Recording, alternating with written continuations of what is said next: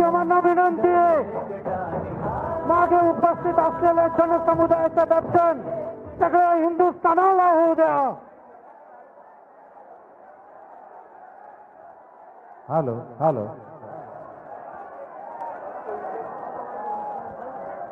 आजच्या कार्यक्रमाचं प्रस्ताविकरणासाठी पुन्हा एकदा आजच्या कार्यक्रमाचे आयोजक ॲडव्होकेट माणिकराव शिंदे यांना विनंती करतो की त्यांनी आजच्या कार्यक्रमाचं प्रस्ताविक सादर करावं. ॲडव्होकेट माणिकरावजी शिंदे साहेब.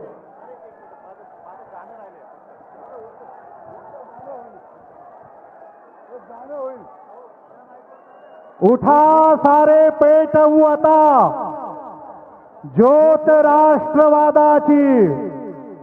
उठा सारे पेटवू आता ज्योत राष्ट्रवादाची. शपथ तुम्हा शरदरावांच्या प्रखर तेज विचारांची. प्रखर तेज विचारांची.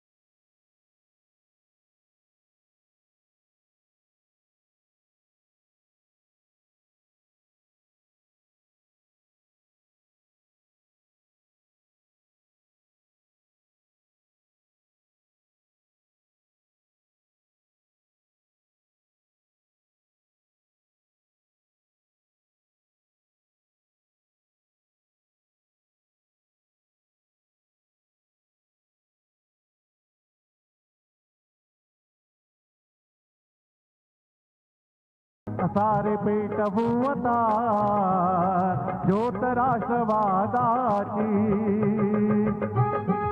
घासल्याशिवाय धार नाही तलवारीच्या पातीला. घासल्याशिवाय धार नाही तलवारीच्या पातीला. आणि पवार साहेबांशिवाय पर्याय नाही या भारत देशाच्या मातीला. या भारत देशाच्या मातीला. त्यास विकासाचा तुम्हा चिंता फक्त राष्ट्राची.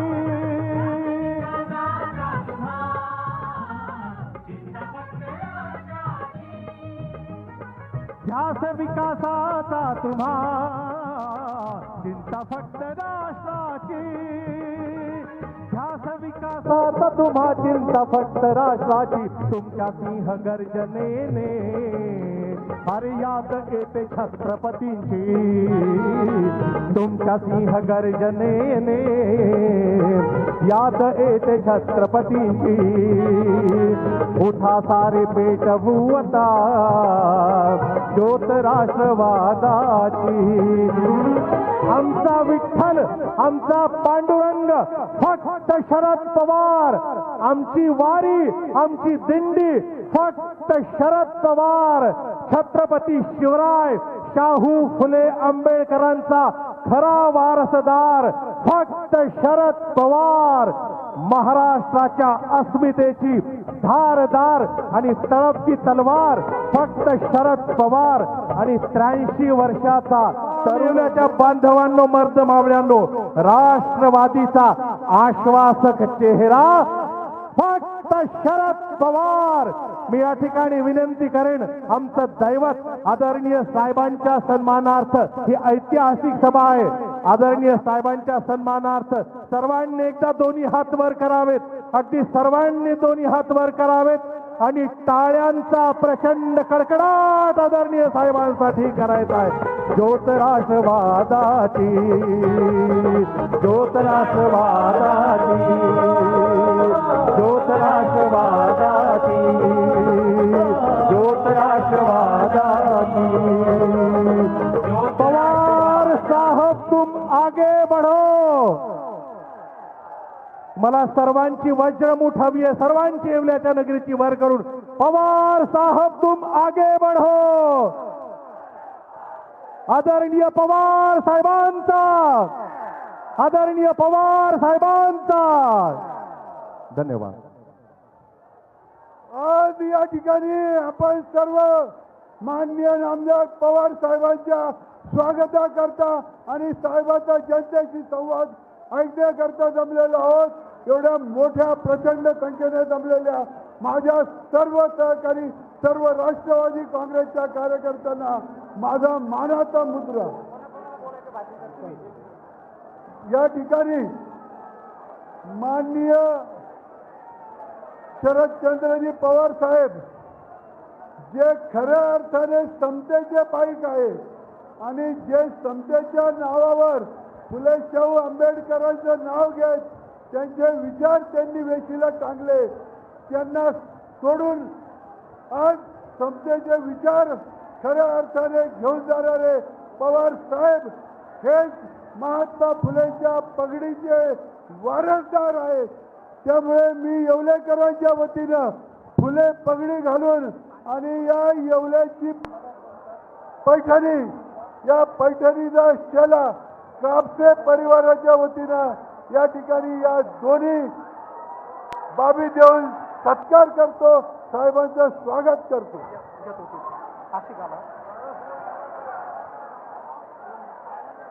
महाराष्ट्र राज्याचे जाणते राजे, शेतकऱ्यांचे कैवारी, राष्ट्रवादीचे अध्यक्ष आदरणीय पवार साहेब यांचं या ठिकाणी पगडी घालून जे आहे सत्कार करण्यात येत आहे.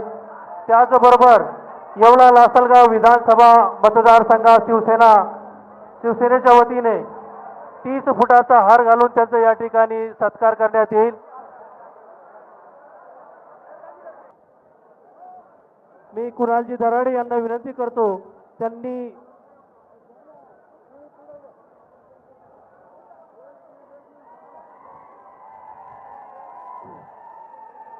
आज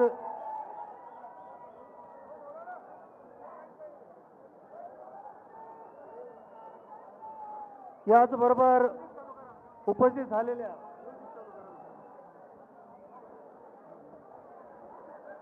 खऱ्या अर्थानं नुसती फुले पगडी घालून चालत नाही. अरे देश का नेता कैसा हो, अरे देश का नेता कैसा हो. पवार साहब तुम आगे बढ़ो, पवार साहब तुम आगे बढ़ो. माणिक शिंदे, अंबादास बनकर, अजून डॉक्टर सुजित गुंजाळ आणि नरेंद्र दमरे.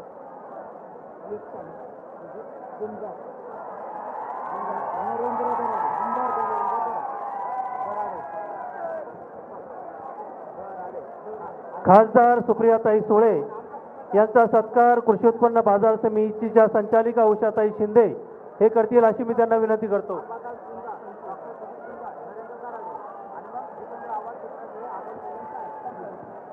खासदार अमोलजी कोल्हे यांचा या ठिकाणी सत्कार करण्यात येत आहे.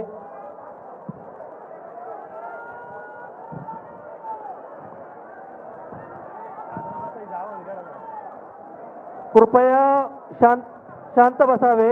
आजच्या कार्यक्रमाचा प्रस्तावित करण्यासाठी ॲडव्होकेट माणिकराव शिंदे मी विनंती करतो, कृपया त्यांनी येऊन या ठिकाणी आजच्या कार्यक्रमाचं प्रस्तावित करावं.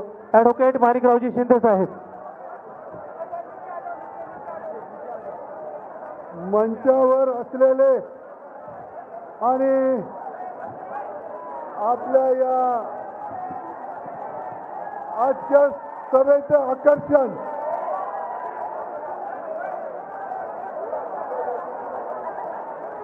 अरे स्टेजवरची गर्दी कमी करा, स्टेजवरचे लोक खाली चला, स्टेज हलतंय आपण कमी करा, स्टेजची गर्दी कमी करा. आजच्या या सभेचं आकर्षण या राज्याचे आणि देशाचे नेते माननीय शरदचंद्रजी पवार साहेब, त्यांच्या सोबत आलेले खासदार अमोलजी कोले साहेब, खासदार सुप्रियाताई, त्याचप्रमाणे विरोधी पक्षनेते आमदार जितेंद्रजी आव्हाड साहेब या ठिकाणी उपस्थित असलेले या तालुक्याचे माजी आमदार मारुतरावजी पवार, आमचे सहकारी अंबादासजी बनकर, शिवसेनेचे आमदार नरेंद्रजी दराडे, शिवसेनेचे जिल्हाध्यक्ष कुणालजी दराडे, त्याचप्रमाणे जिल्ह्याचे अध्यक्ष माजी अध्यक्ष श्रीरामजी शेटे साहेब, अध्यक्ष कोंडाजी मामा, ॲडव्होकेट भगीरथजी शिंदे साहेब आणि हा जनसमुदाय बघायला खऱ्या अर्थाने हेमंतजी टकले साहेब आमदार हे या ठिकाणी उपस्थित आहेत. माननीय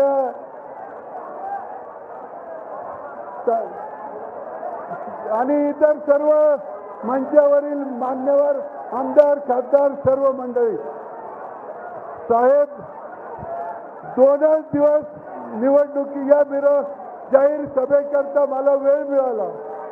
2 दिवसामध्ये आपण एवढी प्रचंड गर्दी केवळ आपल्या प्रेमामुळे या ठिकाणी गोळा झालेली आहे. आपलं प्रेम हे आमचं सर्वांचं बलस्थान आहे.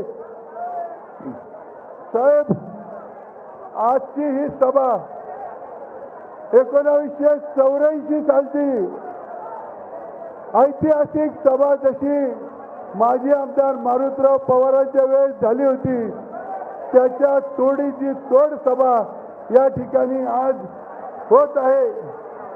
साहेब, त्यावेळेस 14 आमदार या नाशिक जिल्ह्याने आपल्या एका हाक्यावर निवडून दिले. महाराष्ट्रात रेकॉर्ड ब्रेक झालेलं होतं. अशा रीतीनं आपल्यावर प्रेम करणारा हा जिल्हा आजही आपल्यावर तितकंच प्रेम करतो. साहेब, कुणी म्हणतं की हा याचा अमुकाचा बाले किल्ला, तो तमुकाचा बाले किल्ला.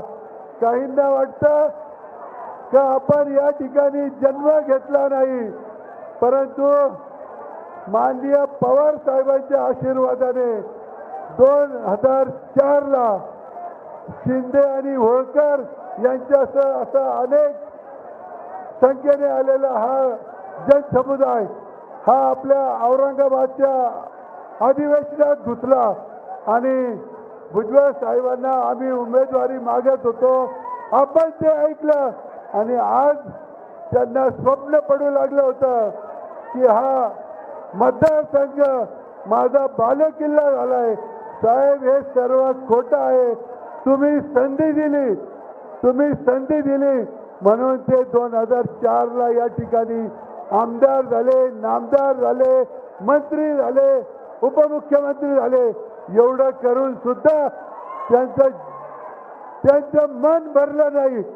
साहेब, आज आपल्या या सभेला, प्रचंड सभेला मांजर आडवी जावी म्हणून या ठिकाणी त्यांचा सत्काराचा कार्यक्रम या जिल्ह्याच्या वेशीवर पाथर्डी फाट्यावर आयोजित केला होता.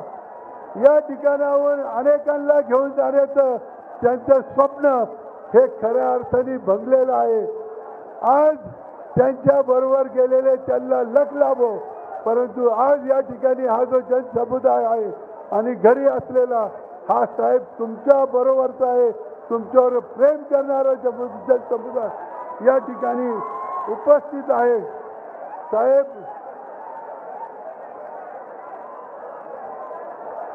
या ठिकाणी आपण सर्वांनी कृपया शांत राहावं. कृपया आपण सर्वांनी शांत राहावं. आपल्याला सर्वांना विनंती आहे, आपण कृपया शांत राहावं. आज हा जनसमुदाय आमचं काही ऐकायला आलेला नाही. आम्ही काय म्हणतो यापेक्षा साहेब आव्हाड साहेब असतील, अमोल कोले साहेब असतील, खासदार आणि या देशाच्या राष्ट्रवादीच्या प्रांतिकाध्यक्ष सुप्रियाताई सुळे असतील यांचे विचार ऐकायला आलेले आहे. त्यामुळे आम्ही या ठिकाणी फार पल्ला लावणार नाही, परंतु ज्या भुजबळांना आपण सर्व काही दिलं ते आज आपल्याला सोडून गेलेले आहे. परंतु ही जनता ही आजही तुमच्या बरोबर आहे. तुम्ही कुणालाही टिळा लावा, कुणालाही टिळा लावा, हा मतदारसंघ तुमच्या हाकेला वो देईल आणि हे माझगावचं पार्सल माझगावला पाठवण्याची ताकद ही जनता तुमच्या पाठीमागे राहून दाखवून देईल. आज हीच परिस्थिती संबंध मतदारसंघामध्ये आहे. फोडा जोडा आणि राजकारण करा या वृत्तीनं 4थी टर्म मिळवली, पण 5वी टर्म त्यांच्या स्वप्नातही मिळणार नाही. आणि माझं आव्हान आहे का त्यांनी भुजबळांनी या येवल्याचा यश पाहिलं, या येवल्याच्या जनतेकडून अपयश पाहण्याची देखील तयारी ठेवावी. निवडणुकीतून पळ काढू नये, निवडणुकीतून पळ काढू नये. आज साहेबांना सोडून जाताना थोडी सुद्धा लाज वाटली नाही असं म्हटलं तर चुकीचं होणार नाही. समतेचे विचार सांगता आणि समतेला वेशीला टांगून ठेवून आपण या ठिकाणी मनाला वाटेल ते करता.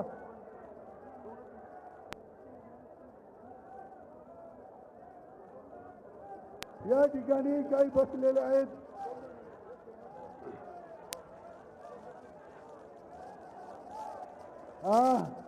आपलं आपण ऐकू, परंतु आता मी या ठिकाणी थांबतोय आणि आव्हाड साहेब असतील, यानंतर तालुक्याचे माझे सहकारी अंबादासजी बनकर हे या ठिकाणी आपले विचार थोडक्यात मांडतील. अंबादासजी बनकर.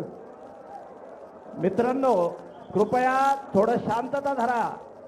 आपल्याला साहेबांचे विचार ऐकायचे आहेत. आपण जोपर्यंत शांत बसणार नाही तोपर्यंत बाकीच्या लोकांना कळणार नाही. कृपया आपण जे आहे बसून घ्यावं. माझ्या मध्ये जे आहे जे लोक उभे आहेत त्यांनाही विनंती आहे, कृपया आपण खाली बसावं. आरडाओरड करून मुळीच गोंधळ घालू नका उगाच. कृपया जे आहे आपण बसावं. तरुण मित्रांनो, ज्या नेत्यासाठी आपण इथं हजर आहोत त्या नेत्याच्या प्रेमापोटी आपण सगळ्यांनी त्यांचे विचार ऐकायचे आहेत. एकदा शांततेनं आपल्या पक्षाच्या घोषणा देऊ आणि जागेवर सगळ्यांनी शांततेनं बसायचंय. राष्ट्रवादी काँग्रेस पक्षाचा आवाज साहेबांपर्यंत पोहोचला पाहिजे. यापुढे आपले विचार व्यक्त करण्यासाठी मी तालुक्याचे ज्येष्ठ नेते अंबादासजी बनकर साहेब यांना विनंती करतो, कृपया त्यांनी या ठिकाणी येऊन आपलं मनोगत व्यक्त करावं. अंबादासजी बनकर. या ठिकाणी जळगावचे जिल्हाध्यक्ष भैयासाहेब पाटील हे आलेले आहेत. त्यांना मंचावर येऊ देण्याकरता आपण जागा करून द्यावी. आदरणीय पवार साहेब, या कोपऱ्यात जरा गप्प बसा तरच ऐकू येईल सगळ्यांना. बसा बरं, खाली बसा तुम्ही आता सगळेजण. आदरणीय पवार साहेब, आदरणीय कोले साहेब, आदरणीय आव्हाड साहेब, आदरणीय पवार साहेब आणि आदरणीय रोहित दादा, उपस्थित मंच, उपस्थित सभा उपस्थित असलेले येवला तालुक्यातील आणि परिसरातून आलेले सर्व मतदार बांधव आणि भगिनींनो, 4 दिवसापूर्वी राष्ट्रवादी काँग्रेस फुटली. साहेबांनी ज्यांना मोठं केलं ते साहेबांपासून पळून गेले. आदरणीय साहेब, आम्ही तुमच्या बरोबर 78 सालापासून आहे आणि प्रामाणिकपणे गरीब माणसं तुमच्या बरोबर राहत्या, श्रीमंत माणसं तुम्हाला सोडून जाते. आता गरीबच माणसं तुमच्या बरोबर राहतील असं जाहीर करतो. त्याचप्रमाणे आम्ही सामान्य माणसं असताना सुद्धा आमच्यावर प्रेम केलं. 2दा उमेदवारी दिली, जनता आमच्या बरोबर होती, काही गडबड केली तरी सुद्धा तुम्ही आणि आम्ही एखाद्या बरोबर राहिलो. यापुढे असं तुमच्या बरोबर राहू असा शब्द देतो आणि माझं भाषण संपवतो.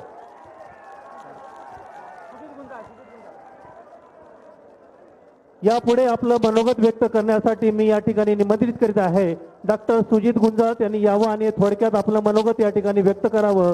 डॉक्टर सुजित गुंजाळ. सर्वप्रथम सगळ्यांना विनंती करतो की आपण या ठिकाणी आदरणीय पवार साहेबांना आपल्या भावना सांगण्यासाठी बोलवलेलं आहे. जर असाच आवाज राहिला तर आपल्या भावना पवार साहेबांपर्यंत पोहोचणार नाही. मी सर्वांना विनंती करतो की कृपा करून हात जोडून विनंती करतो, काहीच उपयोग होणार नाही, हात जोडून विनंती करतो की कृपया पुढचे फक्त 15 मिनिटं आहे त्या ठिकाणी शांत राहा. एवढं मोठं मैदान येवल्यात नाही जेवढे लोक आपण आला. आदरणीय साहेब खरं तर 20 वर्षाची धगधग 2 मिनिटात आपल्यापर्यंत पोहोचवायची. सर्वप्रथम मी आपलं येवला नगरीत स्वागत करतो. साहेब ही तीच येवला नगरी आहे जिथून 1857चा स्वातंत्र्य संग्राम करणाऱ्या तात्या टोपेंची येवला नगरी आहे. साहेब ही तीच येवला नगरी आहे जिथून महामानव डॉक्टर बाबासाहेब आंबेडकरांनी धर्मांतर परिषद घेतली होती. आणि आज एवढ्या वर्षानंतरही पुन्हा येवल्यातून नवीन क्रांतीची सुरुवात होत आहे. आणि त्या नवीन क्रांतीसाठी आदरणीय साहेब मी तुमचं सहर्ष स्वागत करतो. साहेब खरं तर या जिल्ह्यात एकच धर्म आहे आणि तो म्हणजे शेतकरी धर्म. आणि एकच जात आहे ती म्हणजे पवार साहेब. आणि तो म्हणजे शेतकरी धर्म आणि एकच जात आहे ती म्हणजे पवार साहेबांना मानणारी कष्टकरी जात. साहेब 2004 पर्यंत गुन्ह्या गोविंदाने आम्ही नांदत होतो. कुठला जाती धर्म नव्हता. आता मात्र ज्या ज्या वेळेला तुम्ही जो माणूस द्याल त्याच्यावर शेंदूर टाकून आम्ही त्याचं काम करत होतो. साहेब तुम्ही आम्हाला जनार्दन पाटील दिले, तालुक्याने कधी जनार्दन पाटलांना जात विचारली नाही. साहेब तुम्ही त्यानंतर अंबादास बनकर दिले, अंबादास बनकरांना कुणी जात विचारली नाही. साहेब कल्याणराव पाटील दिले, मारुतीराव पवार दिले, जे जे तुम्ही दिले त्यांच्यावर शेंदूर टाकून तालुक्याने जनतेने काम केलं. साहेब 2004 नंतर आपण एक पाहुणा आमच्याकडे आणला. त्या पाहुण्याचं पुनर्वसन करायचं म्हणून सांगितलं. उपस्थित सर्व तालुक्याच्या नेत्यांना शांत बसायला सांगितलं आणि सगळ्यांनी मिळून त्या पाहुण्याला बहुमताने निवडून दिलं. साहेब आम्हाला माहिती होतं त्या पाहुण्यात निष्ठा नाहीये, पण फक्त त्या पाहुण्याचं बोर्ड धरून तुम्ही येवल्याला आणलं, त्या पाहुण्याला बोर्ड धरून तुम्ही येवला दाखवलं. साहेब मला माहिती आहे माझं वय फार लहान आहे, त्या पाहुण्यांची उंची फार मोठी आहे, त्या पाहुण्यांचं कर्तृत्व फार मोठं आहे. साहेब चव्हाण साहेब आम्ही पाहिले नाही, चव्हाण साहेब आम्ही वाचलेत आणि तुमच्या कृतीतनं दिसलेत. चव्हाण साहेबांचे संस्कार आमच्यावर पण आहे. पण आज साहेब मात्र थोडी हिंमत करून बोलतो. साहेब आता मात्र परिस्थिती खूप वेगळी झालेली आहे. ज्या पाहुण्याला तुम्ही आणलं त्यांच्याकडे निष्ठा मात्र कवडी मुळाची नव्हती. अहो निष्ठा असणार कशी? ज्या बाळासाहेब ठाकरेंनी त्यांना लहानचं मोठं केलं, ज्या बाळासाहेब ठाकरेंनी त्यांना वार्डाचं प्रमुख केलं, ज्या बाळासाहेब ठाकरेंनी त्यांना नगरसेवक दिल्लीतून सोडवलं होतं. साहेब तुम्ही त्यांना येवल्यात आणलं, त्यांचं पुनर्वसन केलं, उपमुख्यमंत्री केलं. साहेब पुन्हा द मोस्ट करप्ट मॅन म्हणून त्यांचा उल्लेख तोही आम्ही सहन केला. साहेब तुम्ही त्यांना जेलमधून सोडवलं, पुन्हा आणलं, पुन्हा आम्ही तुमच्या साताऱ्याच्या सभेकडे पाहिलं आणि मोठ्या मताधिक्याने निवडून दिलं. साहेब त्यांनी तुमची निष्ठा नाही ठेवली. साहेब आम्ही राजकारणी नाहीये, साहेब आम्ही राजकारणापासून फार लांब आहे. पण साहेब ते वेगळे निघाले, त्यांनी वेगळा पक्ष काढायचं ठरवलं, त्यांनी तुमच्याबरोबर परिराष्ट्र केली. पण साहेब आम्हाला राग त्याचा नाही आला, आम्हाला राग त्या MITच्या सभेचा आला. अहो एवढे बोलण्याचं धारिष्ट त्यांचं कसं होतं? साहेब एकच मिनिटात पुढची परिस्थिती सांगतो थांबतो. साहेब इथं कोणालाच मोठं होऊ दिलं जात नव्हतं. साहेब प्रत्येक जातीचे वेगवेगळे दरबार केलेत आणि प्रत्येक जातीचे वेगवेगळे सरदार केलेत. साहेब कोणी मोठं झालं तर त्याला दाबून ठेवण्याचं काम त्यांनी या ठिकाणी केलं. दराडे परिवाराचे 2 आमदार आले, यांना दाबून ठेवलं. शेजारी असलेले होळकर अहो बाजार समितीत निवडून आले तरी सभापती केलं नाही. अहो त्यांनी तर अख्ख्या गावचं सगळं आमदाराचं पाप अंगावर घेतलं, पण त्यांची निष्ठा ठेवली नाही. साहेब फार काही बोलत नाही, वेळ संपलेली आहे. तुम्हाला ऐकायचंय जाताना मात्र साहेब एवढं सांगतो, फक्त तक्रारी नाही मांडत, पण हेही सांगतो साहेब आम्ही हे सारं थांबवणार आहोत. होय साहेब, आम्ही हे सारं थांबवणार आहोत आणि आमच्यातल्या छत्रपतीला पुन्हा एकदा पेटवणार आहोत. कारण तुमचा आम्हाला धाक आहे, आणि म्हणून शंभूदेवाला आमची हाक आहे, हे शंभो कुणा मुठभर भाडव्यांना आता तुपाशी खाऊ देऊ नकोस आणि आमच्यातला सामान्य माणूस उपाशी राहू देऊ नकोस. शेतीत घाम गाळणाऱ्या शेतकऱ्याला थोडा तरी विश्वास दे आणि आमच्या कष्टाला फळ मिळतं असा त्याला विश्वास दे. इडा पिडा टळू दे, बळीचं राज्य येऊ दे आणि आमची घराणी संपतील. साहेब असं आम्हाला सरकार दे, साहेब असं आम्हाला सरकार दे. धन्यवाद. साहेब कोणी कुठं जाऊ द्या, मात्र जनता सोबत आहे. आजच्या ह्या चित्रावरून जे आहे स्पष्ट होतं की तालुक्यातील जनता जी आहे तुमच्या सोबत आहे. यापुढे आपलं मनोगत व्यक्त करण्यासाठी मी विधान परिषदेचे आमदार नरेंद्रजी दराडे यांना विनंती करतो. तत्पूर्वी माजी आमदार मारुतराव पवार हे 2 शब्द बोलतील आणि कल्याणराव पाटील हे देखील 2 शब्द बोलतील.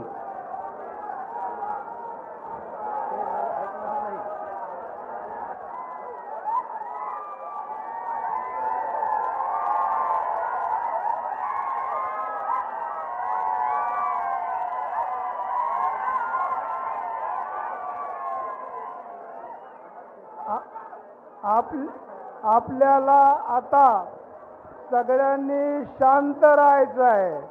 पवार साहेबांच्या उपस्थितीमध्ये आपण आपला आदर्श त्यांच्या समोर ठेवायचा. कृपा करून गडबड करू नका. आजच्या कार्यक्रमाचे प्रमुख या देशाचे राष्ट्रीय नेते आदरणीय प्रवास साहेब, त्यांच्याबरोबर आलेले खासदार अमोल कोल्हे साहेब, आमचे मित्र जितेंद्र आव्हाड साहेब, खासदार सुप्रियाताई सुळे, कोंडाजी मामा आव्हाड, श्रीराम पाटील शेटे, भगीरथ काका शिंदे, आमचे आदर्श टकले साहेब, उपस्थित बंधू आणि भगिनी,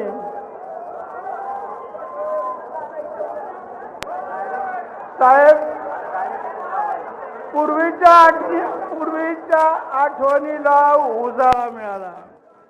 साहेब आपला झंझावात येवला आणि येवला लासलगाव मतदारसंघामध्ये आता सुरू झालेला आहे.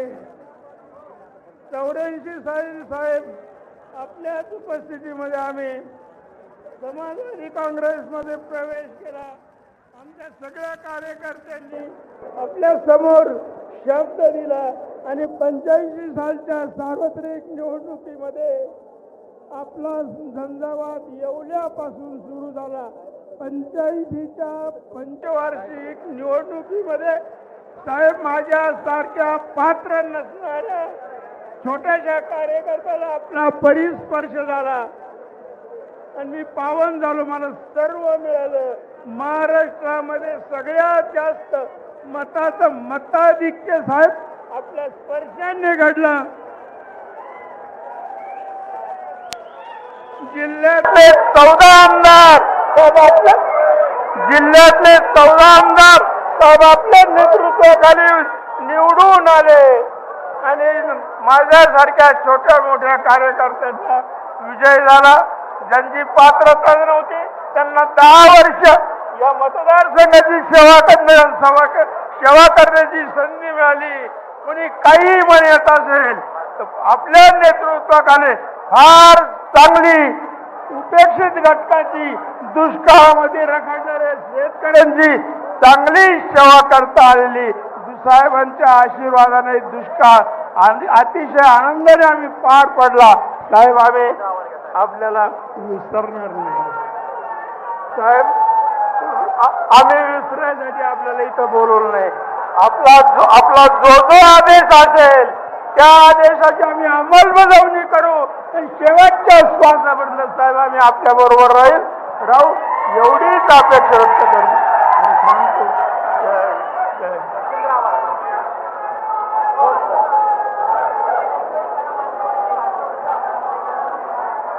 कृपया स्टेजच्या उजबाजूला लावलेला जो डाईज आहे त्या ठिकाणी मान्यवरांनी भाषण करायचं आहे. उजव्या बाजूच्या डाईजवर या ठिकाणी साहेब आपल्या प्रेमामुळं या ठिकाणी शिवसेना शिंदे गट आणि मनसे यातील गोकुळ पिंगळे आणि सिद्धांत लक्ष्मण मंडाले हे मनसे आणि शिवसेना सोडून आपल्या राष्ट्रवादी देत आहे. आपण सुप्रियाताईला माझी विनंती आहे की आपण त्यांना आपल्या राष्ट्रवादीचा स्वार्थ घालून त्यांचा प्रवेश करावा. जयदत्त होळकरांचंही या ठिकाणी सहर्ष स्वागत करतो. लासलगावचे सरपंच, मुंबई कृषी उत्पन्न बाजार समितीचे संचालक जयदत्त होळकर यांचंही या ठिकाणी सहर्ष स्वागत करतो. यापुढे आपलं मनोगत व्यक्त करण्यासाठी राष्ट्रवादी पक्षाचे विरोधी पक्षनेते जितेंद्रजी आव्हाड यांना विनंती करतो, कृपया त्यांनी या ठिकाणी आपलं मनोगत व्यक्त करावं. जितेंद्रजी आव्हाड साहेब.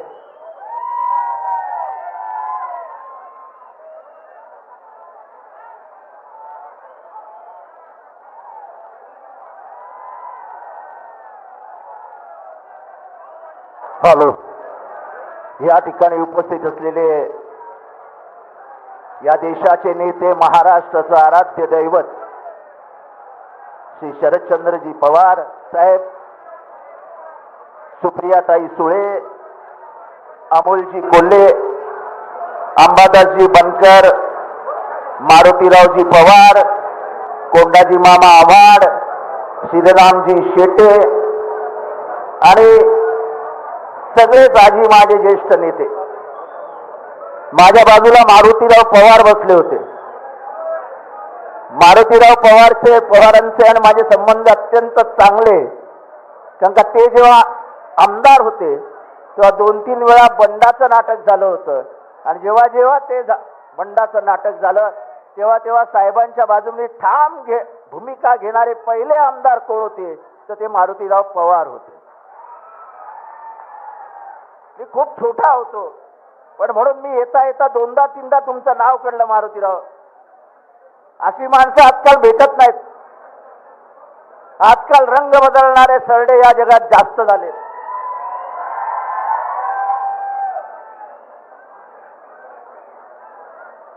मला आठवतं पहिली मीटिंग आपण केली होती जेव्हा 2004 साली पहिल्यांदा इथे आणलं होतं. आपण पवार साहेब कुठेतरी बाहेर न येणार होते आणि ते येण्याच्या आधी मी इथे येऊन बसलो होतो. ठीक आहे, साहेबांची निवड होती, येवल्याने ती निवडून पाठवली. पण आता नाशिककरांसमोर एक नवीन आव्हान आलंय. नाशिकची शरद पवार साहेबांचं नातं एक वेगळं नातं आहे.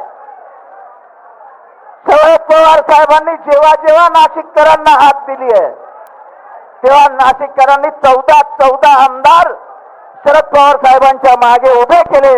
हा नाशिककरांचा इतिहास आहे आणि त्याचा मला अभिमान आहे, कारण का शेवटी मी पण एक नाशिककर आहे. आज हे जेव्हा ऐकतो, जेव्हा बघतो तेव्हा असं मन पिळवट होऊन जात. साहेबांवरती आरोप करताना साहेब तुम्ही घरं तोडलीत, आता का वाईट वाटते म्हणून विचारतात. मी आज येवल्यातल्या तमाम बंधू भगिनींसमोर सांगतो, गोपीनाथ मुंडे साहेबांच्या घरात साहेबांनी डोकावून सुद्धा बघितलं नव्हतं.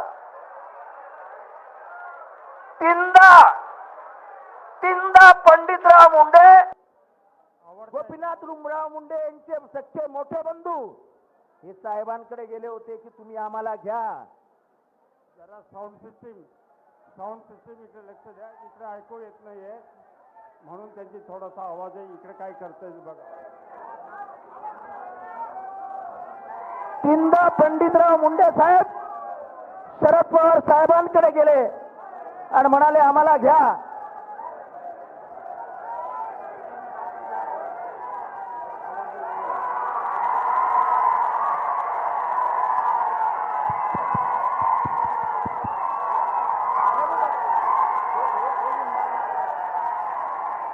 हॅलो हॅलो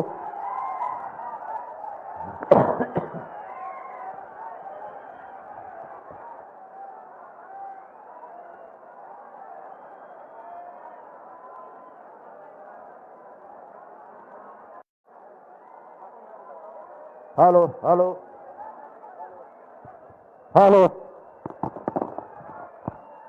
तीनदा पंडितांना मुंडे साहेबांकडे गेले. साहेबांना म्हणाले साहेब आम्हाला तुमच्याबरोबर यायचंय. तिन्ही वेळा साहेब नाही म्हणाले, नको मला कोणाच्याही घरच्यांमध्ये पडायचं नाहीये, तुम्ही एक व्हा, समाजासाठी ते चांगलं आहे, तुमचा समाज छोटा आहे, नेतृत्व तुम्हाला चांगलं मिळालेलं आहे, त्या नेतृत्वाला धक्का लावण्याची माझी इच्छा नाही, हे पवार साहेबांचे शब्द होते. आज जेव्हा भुजबळ साहेब बोलतात की तुम्ही गोपीनाथ रावांचं घर फोडलं, भुजबळ साहेब सत्य सांगा की याच पवार साहेबांनी गोपीनाथ रावांना फोन करून सांगितलं होतं, गोपीनाथरावजी घर सांभाळा, घरात फूट पडते. हे शरद पवार आहेत. आणि मी हे मागे बोलत नाहीये, मी त्यांच्या समोर बोलतोय. खरं कळायला महाराष्ट्राला की हा माणूस कोणाच्याच घरात डोकावत नाही, त्याच्या मनात तेवढं प्रेम आहे. तुमचे अनुभवच इतके आहेत की तुम्हाला हे सगळं बोलणं पण शोभत नव्हतं. पण जाऊ दे, आता त्याच्यावर आम्हाला बोलायचंच नाही. आम्ही आता दुसऱ्या रस्त्याने निघालो आहोत, तुम्ही दुसऱ्या रस्त्याने निघाले आहात. फक्त साहेबाला विठ्ठल म्हणू नका, साहेबाला बाप म्हणू नका, साहेबाला दैवत म्हणू नका, कारण का महाराष्ट्राच्या स्वभावामध्ये विठ्ठलावरती तलवार चालवणे, बापावरती घाव घालणे हे महाराष्ट्राच्या रक्तात नाही, जे तुम्ही करतात. एकीकडे बाप म्हणायचं आणि दुसरीकडे घाव घालायचा, हे महाराष्ट्राच्या रक्तात नाही, हे तुम्ही करू पण नका. आणि म्हणून येवलेकरांना एवढीच विनंती करायला आलोय. मी या जिल्ह्याला 85-86 सालापासून राजकारण बघतोय.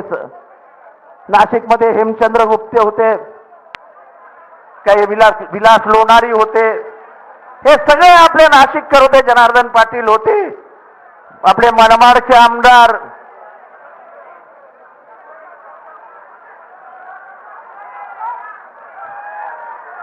या सगळ्यांना तुम्ही साहेबांच्या नावाखाली निवडून दिलं होतं, नावाखाली. आणि शरद पवारांचे हात महाराष्ट्रात सर्वात मजबूत करणारे कोण होते, तर ते नाशिककर होते.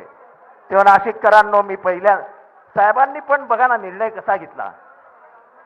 साहेब आता महाराष्ट्राच्या दौऱ्यावर निघालेत आणि निवडला कुठला जिल्हा? गोदावरी काठचा पवित्र आणि ऐतिहासिक नाशिक जिल्हा. ज्या नाशिक जिल्ह्याने यशवंतराव चव्हाणांना बिनविरोध निवडून दिलं होतं, तो नाशिक जिल्हा. ज्या नाशिक जिल्ह्याला पॉलिटिकल अक्कल आहे, पॉलिटिकल अक्कल. आणि म्हणून मला खात्री आहे की आता जेव्हा महाराष्ट्र विकास आघाडीची सभा लागेल, महाराष्ट्र विकास आघाडी जेव्हा निवडणुकीला उतरेल, तेव्हा तुम्ही शरद पवारांचा एकही शब्द खाली पडू देणार नाही, ही आज शपथ घेऊन तुम्ही साहेबांना होकार द्याल. सांगाल साहेब फक्त सांगा, शेंदूर लावा, देव आम्ही करून टाकू, एवढंच तुमच्याकडनं अपेक्षित आहे. तुमचा कांदा पडला, तुमच्या द्राक्षावरती संकट आलं, तेव्हा हा माणूस उभा राहिला. जेव्हा जेव्हा शेतकऱ्यावरती संकट आलं, तेव्हा तेव्हा हा माणूस उभा राहिला. हा महाराष्ट्राचा आधारवड आहे. या आधारवडावरती तलवार चालवली जाते, त्याचं वय मोजून दाखवलं जात आहे की तुम्ही 84 वर्षाचे आहात, तुम्ही 84 वर्षाचे आहात. मला भुजबळ साहेब तुमच्याबद्दल प्रचंड प्रेम आहे, पण तुम्ही देखील 75 वर्षाचे आहात. जसं इंग्रजीमध्ये म्हणतात की एज म्हणजे वय हे फक्त अंक आहे, अंक. बाकी सगळी असते ती आत्मघातली हिंमत आणि ऊर्जा ती त्यांच्यात खूप आहे हो. आजही सकाळी 6ला निघतात, दुपारी साताऱ्याला जातात, संध्याकाळी पुण्याला येतात आणि 11 वाजता परत मुंबईला येतात. आता त्यांना काही व्हायचं नाहीये. त्यांना ना पंतप्रधान व्हायचंय ना राष्ट्रपती व्हायचंय. आता त्यांना तुमच्यातली गरीब पोरं, तुमच्यातली कर्तृत्ववान पोरं आमदार, खासदार, जिल्हा परिषद सदस्य म्हणून करून पाठवायचे आहेत. हा तुम्ही निर्णय घेतलेला आहे. सर्वसामान्यांचा नेता, सर्व दलित शोषितांचा नेता, कामगारांचा नेता, शेतकऱ्यांचा नेता असा महाराष्ट्रात कोण आहे हो? ज्याच्यावरती जातीचा ब्रँड नाही असा महाराष्ट्रात नेता कोण आहे हो? त्याचं एकच नाव आहे, तुम्ही घ्या तुमच्या तोंडातनं, त्याचं नाव काय? परत जोरात महाराष्ट्राला करू द्या. जात नाही, पात नाही, पंत नाही, धर्म नाही, फक्त जो महाराष्ट्राची माती ओळखतो असा माणूस कोण आहे महाराष्ट्रात? बस एवढंच बोलतो. या कठीण प्रसंगी आपल्या बापाला आपण आधार म्हणून उभं राहिलं पाहिजे. आणि जे सांगतात घरी बसवा, बसा आता तुम्ही, त्यांना कायमचं घरी बसवण्याची सोय केली पाहिजे. एवढंच बोलतो, रजा घेतो. जय हिंद, जय महाराष्ट्र, जय भीम.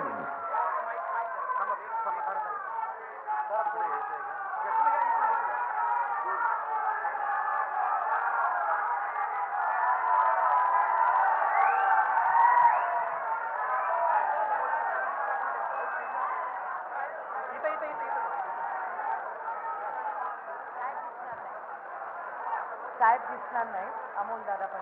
तुम्ही माझ्या जागेवर बसा. नमस्कार.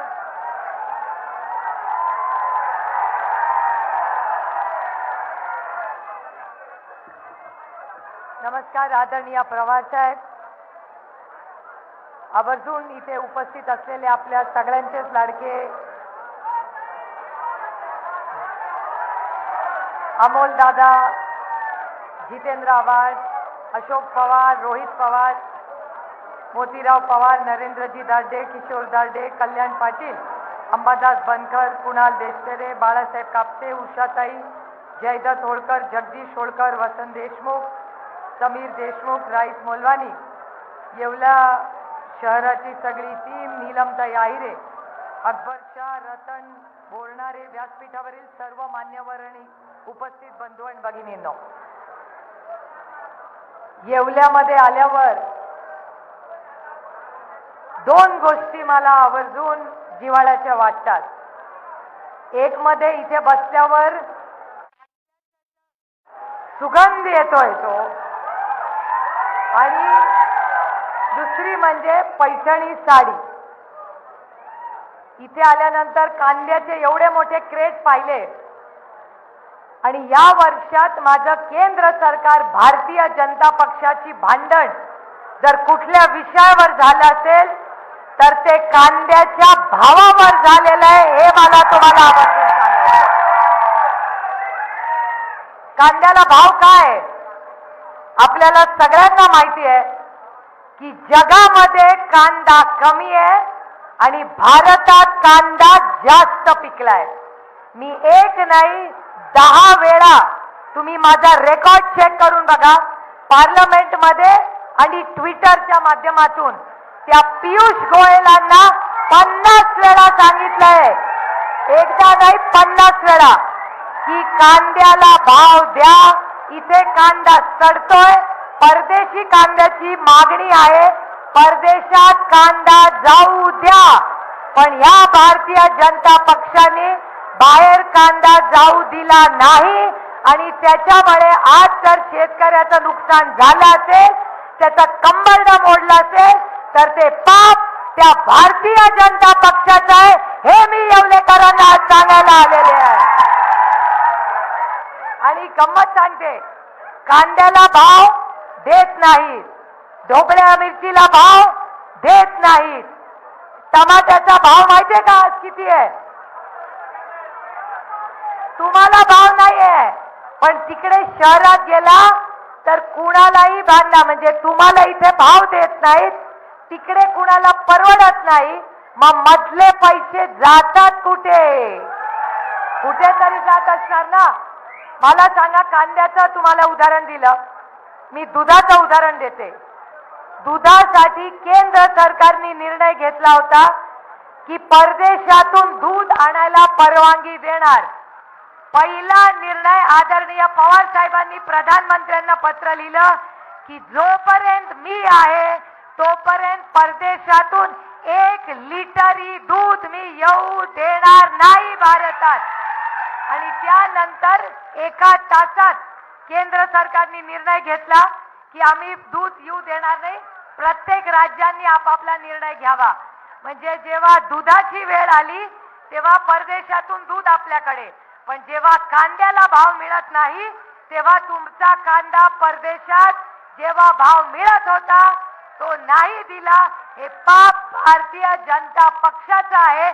आणि या स्थानिक लोकांनी तुमच्यासाठी लढले का नाही मला माहिती नाही, पण ही तुमची भगिनी, ही तुमची ताई हक्काची ताई आहे. तुम्ही म्हणाल ते काम तुमच्यासाठी करू आणि तुम्हाला न्याय मिळवून देऊ. आज येवल्यात आल्यानंतर महिला भगिनी दिसतायत. आज ते गेलेत सगळे भारतीय जनता पक्षात. माझं काही म्हणणं नाही, प्रत्येकाला अधिकार आहे. पण मला त्यांना एक प्रश्न विचारायचा आहे. आज महागाईची काय परिस्थिती आहे? सिलेंडरचा भाव काय आहे मला सांगा, परवडतंय का? राष्ट्रवादी काँग्रेस पक्ष जेव्हा होता 350 रुपये भाव होता सिलेंडरचा. आज काय भाव आहे सिलेंडरचा? 1150. मग महागाई वाढली का कमी झाली? वाढली. मग महिलांनो, तुम्ही मतदान कुणाला करणार? अच्छे दिन वाल्यांना करणार.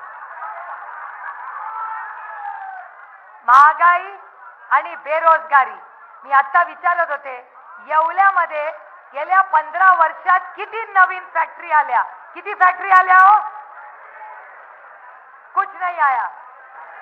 मी तुम्हाला येवल्यात येऊन शब्द देते आणि हे सगळे रेकॉर्ड करून ठेवा. तुम्ही आदरणीय पवार साहेबांच्या विचाराचा आणि निष्ठेचा, नुसता विचार चालणार नाही, निष्ठा पण लागेल, हे बोलावं लागेल आता. त्याच्यामुळे जो पवार साहेबांवर प्रेम करेल, निष्ठा ठेवेल आणि त्यांच्या चौकटीत आणि त्यांचा शाहू फुले आंबेडकरांचा, छत्रपतींचा विचार करेल असा आमदार निवडून द्या. तुमच्या कांद्यालाही भाव देऊ आणि इथेही आम्ही इंडस्ट्री आणून तुम्हाला कामाला देऊ. तुमच्या हाताला काम मिळेल असं काम करू. मी विचार करत होते, मला त्या इथे आल्यानंतर आम्हाला तर यायला खूप उशीर झाला. नाशिकवरनं येवल्याला यायला दर 5 मिनिटांनी गाडी थांबे. कार्यकर्ते सहकारी अमोल दादा मला म्हणतात ती लांबून बाई बघ, जितेंद्र आव्हाड म्हणतात तो इंडस्ट्रीवाला बघ. ते काय आणलेले कार्यकर्ते नव्हते, सर्वसामान्य मायबाप महाराष्ट्राची जनता सांगत होती आणि आधार देत होती. प्रत्येक जण माझा हात धरून म्हणत होता की ताई तू लढ, घाबरू नको, तू घाबरू नको, लढ. हे एकच विचारा सगळे इथे उभे, सगळे कॅमेरेवाले आमच्या बरोबर आहेत. एकच जण सारखं सांगत होता की घाबरू नका, लढा. अरे मी घाबरतच नाही, घाबरत असते तर गेले नसते का? तुम्हाला सगळ्यांना माहितीये, शोले पिक्चर देखा है ना, जो डर गया वो. आणि एक सांगते, त्यांनी मला येताना एका माणसाने प्रश्न विचारला, असं कसं झालं? म्हणलं आता मी परवाही बोलले, आता नवीन पिढी आहे, थोडस इंग्रजी शिकत असाल. तुम्हाला आईसचा अर्थ समजतो का? आईस, आईसला म्हणजे काय? बर्फ, बरोबर. त्याचं स्पेलिंग काय? IC. आय म्हणजे काय? Income tax. सी म्हणजे काय? CBI. आणि ई म्हणजे काय? ईडी. अरे तुम्ही म्हणायच्या आधी पत्रकार म्हणतायत ईडी. त्याच्यामुळे आज अडचण झालेली आहे की आईस म्हणजे बर्फ नाही, ICE म्हणजे आईस. जो विरोध करेल त्याला आईस कर देंगे. आणि मग वॉशिंग पावडर त्याचं तर नाव बदलायला लागेल. निर्माची कशाला बदनामी करताय? ते ममता दिदींनी चांगलं केलं. आलं काळं शर्ट टाकलं वॉशिंग मध्ये, टाकली बीजेपीची पावडर, बाहेर निघाला पांढरा शर्ट. त्यामुळे तुम्ही बघताय काय परिस्थिती आहे. आणि ह्याच प्रवृत्तीच्या विरोधात आपल्याला लढायचंय. ही लढाई सोपी नाहीये, पण एक सांगेन, निष्ठेने लढलो, एकीने लढलो तर हा महाराष्ट्राचा सह्याद्री दिल्ली समय कधी ना झुका है ना झुकेगा. त्याच्यामुळे एक आहे, मी नेहमी सगळ्यांना सांगते, आम्ही महिलांना खूप हळवे असतो. आमच्यावर जेव्हा आघात होतो ना, छोटासा तुम्ही बोलला की डोळ्यात पटकन अश्रू येतात. पण जेव्हा त्याच महिलेच्या वर कोणीतरी घात करतो, ती पदर खोचून तीच जिजाऊ होते, तीच ताराराणी होते आणि तीच अहिल्याबाई होळकर होते. मला मगाशी पत्रकारांनी विचारलं काय करणार, तुमच्यावर असे आरोप होत आहेत. अरे आरोप करण्यावाल्यांना साहेबांवर काय आरोप करायलाच नाही, म्हणून ते आमच्या सारख्यांबद्दल काय काय छोटं मोठं बोलत असतात. काय मागितलं हो मी राष्ट्रवादी काँग्रेस पक्षात? इतके वर्ष निष्ठेने काम करते. 1 लाख लोकसभेचं तिकीट मागितलं, कधी विधानसभेचं मागितलं, कधी पद मागितलं. तुम्हाला काय वाटतं मला पद मिळालं नसतं मी गेले असते तर? पण माझ्या विचारांची माझी निष्ठा आहे. पद नाही मिळालं तरी चालेल, माझा विचार सोडणार नाही मी कधी. कारण का शेवटी विचारच महत्वाचा असतो. पद येतात जातात. 70 मंत्री आहेत केंद्रात. सांगा मला या राज्यातल्या, या देशातला शेती मंत्र्याचं नाव सांगा. शेती मंत्र्याचं नाव काय? नाही माहिती. पवार साहेब मंत्री होते बेटा, आता नाहीये, आधी होते. पण ह्या सगळ्या गोष्टी झालेल्या आहेत. मला फक्त एकच विषय सांगून बोलायचा, 2 छोटे मुद्दे मी सांगणार आहे. आणखीन एक की ज्या वेळी आपला विचाराचा इथे जेव्हा आमदार निवडून येईल, मांजरा पाडाचा जो कॅनलचा प्रश्न आहे, पुणे गाव ते वरसवाडीचा कॅनलचा प्रश्न आहे, हे रेकॉर्ड करून ठेवा. तो आम्ही पूर्ण करणार म्हणजे करणार म्हणजे करणार. त्यामुळे रेकॉर्ड करून ठेवा. पण 2024 वर तुमच्या सगळ्यांवरती जबाबदारी असणार आहे. आज 20 वर्षापूर्वी, पण मी पहिल्यांदा करतेय. आणि एक मुद्दा सांगून मी माझं भाषण संपवणार आहे की एक षडयंत्र महाराष्ट्राच्या विरोधात चाललेलं आहे. बाळासाहेब ठाकरेंचा पक्ष फोडला, आज शरद पवारांचा फोडलाय. आणखीन एक गोष्ट सांगते, आज राज्यामध्ये आणि देशामध्ये महाराष्ट्राचा आवाज बुलंद दिल्लीमध्ये करण्याचा हक्काचा माणूस कोण आहे? आणि मग त्याच्या विरोधात षडयंत्र चाललंय. याचं कारण महाराष्ट्राच्या विरोधात महाराष्ट्राचं महत्व कमी करायचं हा षडयंत्र.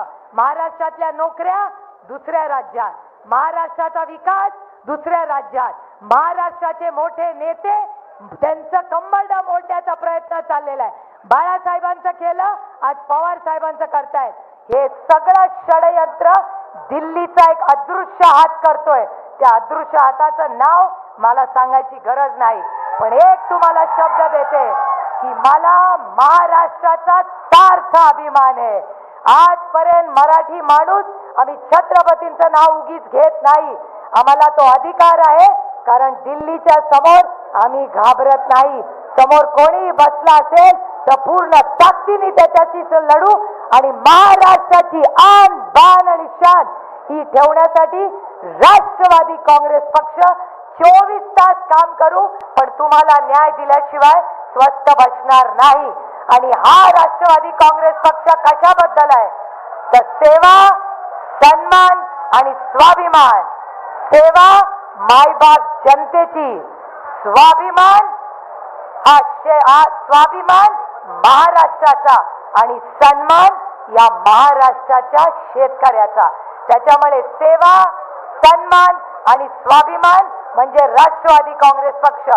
आणि ही लढाई आज येवल्यातून सुरू झाली आहे.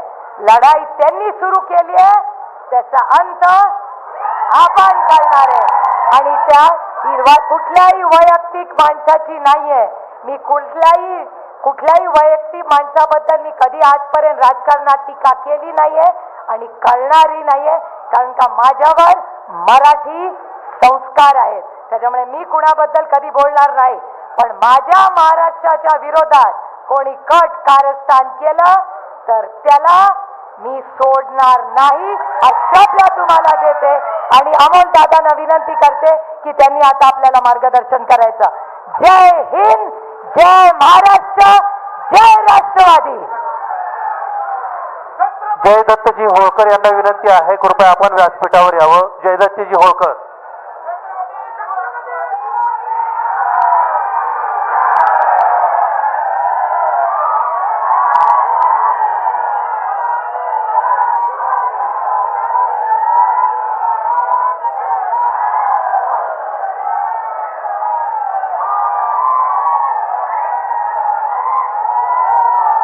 आदिशक्ती तुळजाभवानी उभ्या हिंदुस्थानला स्वाभिमानानं जगावं कसं हे शिकवणारे छत्रपती शिवाजी महाराज आणि त्याच स्वाभिमानासाठी शेवटच्या श्वासापर्यंत लढावं कसं हे शिकवणारे छत्रपती संभाजी महाराज यांच्या पवित्र स्मृतींना अभिवादन करतो. आज येवल्याच्या या ऐतिहासिक सभेसाठी उपस्थित असणारे आपणा सर्वांचे आदर्श मार्गदर्शक, देशाचे नेते आणि त्याही पेक्षा अडचणींचं आभाळ तोलणारे, संकटाची वादळ झेलणारे आजचं प्रतीक आदरणीय शरदचंद्रजी पवार साहेब, महासंसद रत्न खासदार, लोकसभेतल्या गटनेत्या सुप्रियाताई सुळे, आव्हाड साहेब, राष्ट्रवादी काँग्रेस पक्षाचे युवकचे अध्यक्ष महबूबाई शेख, आमदार अशोक बापू पवार, आमदार रोहित दादा पवार, आदरणीय शेटे साहेब, माजी आमदार मारुतरावजी पवार, माजी आमदार कल्याणरावजी पाटील, माननीय अंबादासजी बनकर, संजयजी चव्हाण, आमदार सुनीलजी भुसारा, आदरणीय हेमंत टकले साहेब, मान्य सांगदेवजी होळकर, नरेंद्रजी दराडे, माणिकरावजी शिंदे, कोंडाजी मामा आव्हाड, सगळेच मंचावरील सगळेच मान्यवर आणि सगळ्यात महत्वाचं म्हणजे मी माध्यमांना विनंती करेन की आवर्जून भाषण दाखवण्याआधी चौफेर जमलेला हा जनसमुदाय नक्की दाखवा. कारण हा जनसमुदाय फक्त भाषण ऐकण्यासाठी आला नाही, केवळ सभा ऐकण्यासाठी आला नाही. हा एक विद्रोह आहे, हा एक रोष आहे. कारण 2019 मध्ये याच येवल्यात येऊन घसा फोडून भाषण केलं होतं आणि याच येवलेकरांनी आता दाखवून दिलं की त्यावेळी आम्ही जे मतदान केलं होतं ते आदरणीय पवार साहेबांच्या विचारासाठी केलं होतं आणि जर निर्णय बदलला तर काय होतं याचं चित्र अख्ख्या महाराष्ट्राला दिसू द्या. म्हणून हा सगळा जनसमुदाय दाखवा. कारण महाराष्ट्राच्या स्वाभिमानी मतदाराला हे मान्य नाही की मतदानाचं जेव्हा पवित्र कार्य केलं, मतदानाचं पवित्र कार्य करताना बोटावर शाई लावून घेतली. ती शाई लावताना एका विचारधारेसाठी शाई लावली. आमच्या बोटावर लागलेल्या शाईला जर तुम्ही चुना समजायला लागलात तर काय होतं हे संपूर्ण महाराष्ट्र दाखवून दिल्याशिवाय राहणार नाही. आज अनेक जण सांगतात, अनेक कार्यकर्ते सांगतात कुरुक्षेत्रासारखी परिस्थिती आहे. मगाशी आदरणीय ताई म्हणाला कुणावर वैयक्तिक टीका करणार नाही, वैयक्तिक टीका करण्याचं कारण नाही. पण कुरुक्षेत्रासारखी परिस्थिती, कुरुक्षेत्रात नेमकी काय परिस्थिती होती? एकीकडे कौरव होते, एकीकडे पांडव होते. युद्ध सुरू व्हायच्या आधी अर्जुनानं भगवंताला सांगितलं, श्रीकृष्णाला सांगितलं, माझा रथ मधोमध घेऊन चल, माझा रथ मधोमध घेऊन चल म्हटल्यानंतर कृष्णानं रथ मधोमध नेला. अर्जुनाने सांगितलं, समोर नजर टाकली, समोर रक्ताची नात्याची माणसं होती, गुरुवर्य होते, ज्यांच्या खांद्याला खांदा लावून काम केलं अशी माणसं होती. अर्जुन म्हणाला की अशा परिस्थितीत लढण्याची ताकदच राहत नाही, माझं गांडीव धनुष्य गळून पडेल की काय असं वाटतं. आणि तेव्हा भगवंतानी जे सांगितलं ते फार महत्वाचं आहे माझ्या भावांनो. तेव्हा भगवंतानं सांगितलं, ही लढाई नात्यांची नाही, ही लढाई नाते संबंधांची नाही, ही लढाई रक्ताची नाही, ही लढाई मानसिक भूमिकेची नाही, ही लढाई नीती आणि अनीतीची आहे, ही लढाई धर्माची आणि अधर्माची आहे.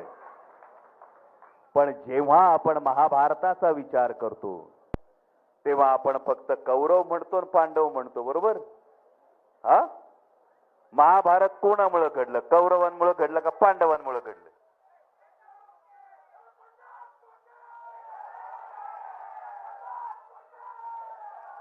मी काहीही म्हटलं नाही, लोकांच्या मनात जे काही आहे हा तो शकुनी मामा आहे ज्याच्यामुळे महाभारत घडलं. त्यामुळं जे कौरव आणि पांडव होते तेव्हा आधी भावना अशी होती, वयम पंचाधिकम शतम, म्हणजे आता आपण विरोधात असलं तर त्याला कौरव म्हणतो, ज्याची संख्या जास्त असते त्याला कौरव म्हणतो, ज्याची संख्या कमी असते त्याला पांडव म्हणतो. पण त्या पलीकडे जाऊन संस्कृती अशी होती की वयम पंचाधिकम शतम, म्हणजे जर समोरून काही आक्रमण आलं तर त्यावेळी कौरव पांडव जे दोन्ही होते ते भाऊ एकत्र येऊन मुकाबला करत होते. पण याच्यात मिठाचा खडा कोणी टाकला? मिठाचा खडा कोणी टाकला? मिठाचा खडा टाकला तो शकुनी मामाने टाकला. आता हा शकुनी मामा कोण आहे?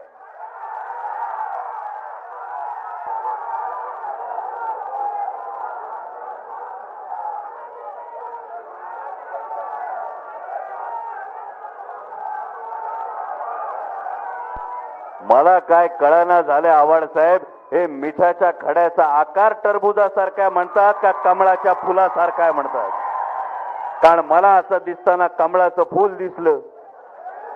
कारण परिस्थिती आज जर देशातली अशी पाहिली, हे नेमकं का होतं? हे घडतं, हे कोणालाही आपलंच आवडणारं नाहीये, पण हे का घडतं याचा एकदा विचार करा. अशा पद्धतीनं पक्ष फोडले जातात, हे राज्यात पहिल्यांदा घडलं नाही, हे देशात पहिल्यांदा घडलं नाही, हे वारंवार घडलं जाते. वारंवार पक्ष फोडले जात आहेत, आमदार पळवले जातात. हे का होतंय? भावांनो, या गोष्टीचा सगळ्यात महत्वाचा विचार आपल्या मनात जागवा. 9 वर्ष झाली केंद्रातल्या सरकारला सत्तेत येऊन, म्हणजे मोदी ॲट 9 सारखे कार्यक्रम सुरू झाले, टिफिन बैठका सुरू झाल्या, असे सगळे कार्यक्रम सुरू झाले. पण केंद्रात बसलेल्या सरकारला याची जाणीव आहे. महागाई कमी झाली 9 वर्षात. दर वर्षाला 2 कोटी रोजगार मिळणार होते, म्हणजे 9 वर्षात किती मिळायला पाहिजे होते? 18 कोटी रोजगार आले. शेतकऱ्यांच्या शेतमालाला दुप्पट भाव मिळणार होता, शेतकऱ्याचा इन्कम दुगणा होणार होता. झालं?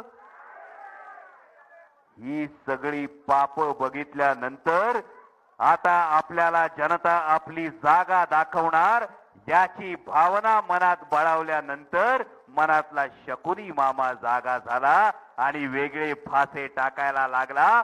त्यातून या परिस्थिती उद्भवत आहेत. आज जेव्हा देशातली परिस्थिती बघा,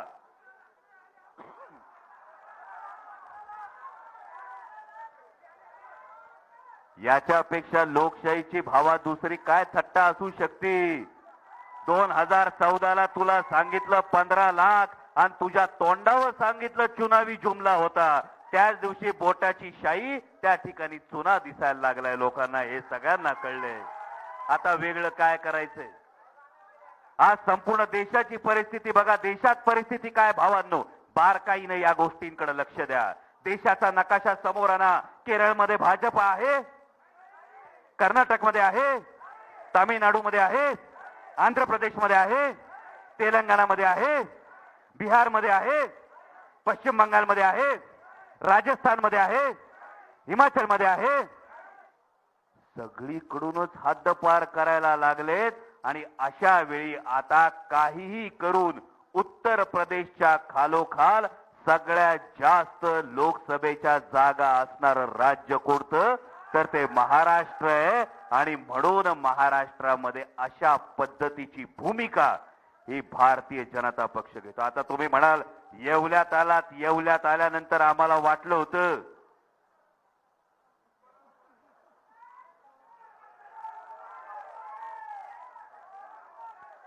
कसं असतंय भावांनो, भावाभावात वाद होतात का नाही, भांडणं होतात की नाही. भावाभावात वाद झाला म्हणून भावाचं गचुंड पकडायला पाहिजे का भावाभावात वाद झाले तर भांडणं लावणाऱ्याला आधी त्याची जागा दाखवायला पाहिजे. लक्षात घ्या. त्यामुळे ही भांडणं का लावली जात आहेत आणि ही भांडणं लावली जात असताना आता जे कोणी तिकडे निर्णय बदलणारे असतील, आपल्याला पोहे लय आवडतात, मला पोहे जाम आवडतात, पण पोहे आवडत असताना मला वाईट एकाच गोष्टीचं वाटतं. पोहे खात असताना वाईट एकाच गोष्टीचं वाटतं, ते कढीपत्त्याचं वाटतं.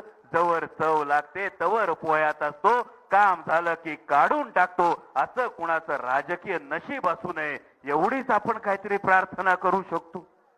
कारण आजकाल झालंय कसं, या सगळ्या परिस्थितीमध्ये जेव्हा निर्णय घेतला गेला जरूर हा प्रश्न विचारला गेला पाहिजे. कारण जाणारे आवर्जून सांगतात विकासासाठी गेलो, मतदारसंघाच्या प्रश्नांसाठी गेलो, तर हा विकास नक्की जाण्याने महागाई कमी होणार आहे का, या विकासानं नक्की कांद्याचं अनुदान येणार आहे का, या विकासानं नक्की कांद्याला भाव मिळणार आहे का. आणि जर या प्रश्नांची उत्तरं देता येत असतील तर मला वाटतं त्यामध्ये जास्त महत्व आहे. नाहीतर आजकाल महाराष्ट्रात एक नवीन देवस्थान तयार झाले, त्या देवस्थानाला जातात सगळे, आत गेले की बाहेर येऊन सांगतात मी फक्त विकासासाठी गेलो. असं सोशल मीडियावर ऐकू आलं. त्या देवस्थानाचं नाव आजकाल ईडी असं म्हणतात, ज्याला प्रत्येकाला प्रेशर येतं. पण या महाराष्ट्राचा इतिहास आहे. ज्या छत्रपती शिवाजी महाराजांचं आपण नाव घेतो त्या छत्रपती शिवाजी महाराजांच्या स्वराज्यावर फार मोठं संकट आलं, अफजल खानाचं संकट आलं. या अफजल खानानं आल्याबरोबर सगळ्या सरदारांना, सगळ्या वतनदारांना फरमानं जाहीर केली. वतनदार म्हणजे काय, त्यांना जीवापेक्षा वतन प्यारं होतं, त्यांना निष्ठेपेक्षा वतन प्यारं होतं. असे सगळे वतनदार होते. आणि या वतनदारांना अफजल खानानं फरमानं जारी केली की जर माझ्याकडे आला नाही, जर माझ्या पक्षात येऊन मिळाला नाही तर वतन खालसा करू, तर तुम्हाला देशोधडीला लावू, तर तुमच्या घरादारावरून नांगर फिरवू. लक्षात ठेवा, दोन पात्र फार महत्वाची आहेत अफजल खानाच्या या लढ्यात. एक होते उतरवळीचे खंडोजी खोपडे देशमुख. या खंडोजी खोपडे देशमुखांना जेव्हा अफजल खानाचं फरमान गेलं तेव्हा खंडोजी खोपडेच्या हातापायाला घाम सुटला, घसा कोरडा पडला. वतनच गेलं तर टिकणार काय, सर्वस्वच गेलं तर राहू कसा. खंडोजी खोपडे देशमुखांनी घाईघाईने अफजल खानाची वाट धरली आणि असंच एक फरमान गेलं. ते कान्होजी राजे जे देशमुखांना गेलं. कान्होजी जे देशमुखांना फरमान गेल्यानंतर सगळ्यांनी सांगितलं वतन जाईल, होत्याचं नव्हतं होईल, घरादारावरून नांगर फिरेल. कान्होजी राजे जेधे हे छत्रपती शिवाजी महाराजांसमोर गेले आणि महाराजांना सांगितलं महाराज वतन कसलं घेऊन बसलात, निष्ठा महत्वाची. हे तुमच्या समोर वतनावर पाणी सोडलं. हा महाराष्ट्राचा इतिहास हा दबावाखाली बाजू बदलणाऱ्या खंडोजी खोपड्यांचा नाही तर वतनावर पाणी सोडणाऱ्या कान्होजी राजे देशमुखांचा आहे. एवढंच तुम्हाला महत्वाचं सांगायचं. कारण या इतिहासानं दाखवून दिलंय जेव्हा औरंगजेबाच्या दरबारात महाराजांना उभं केलं आणि खिल्लत देतो म्हणाला, तेव्हा छत्रपती शिवाजी महाराजांनी मान खाली घेऊन खिल्लत स्वीकारली नाही तर ते खिल्लत ठोकरून स्वाभिमान दाखवलाय. आणि हा स्वाभिमान आज दाखवण्याची वेळ आली आहे. काही लोक म्हणायला लागले पांडुरंगाला बडव्यांनी घेरलं असं म्हणायला लागले, पण बहुतेक त्या सगळ्या लोकांना वारकरी संप्रदायाची परंपरा कळली नाही. जर वारीला जाता आलं नाही तर जो वारीला गेलेला असतो त्याला वाकून नमस्कार करतो आणि त्याला माऊली म्हणतो. ही वारकरी धर्माची परंपरा आहे.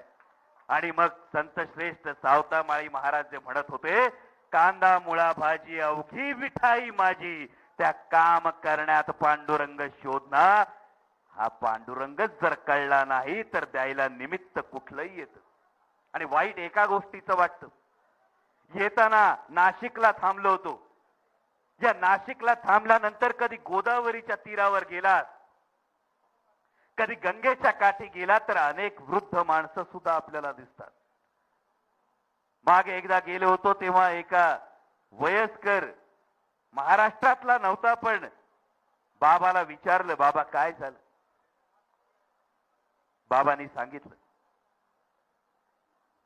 बाबांनी सांगितलं पोरासारखी माया केली. पोरगच होतं. पोरासारखी माया केली. हाताच्या तळहाताच्या फोडाप्रमाणे जपलं.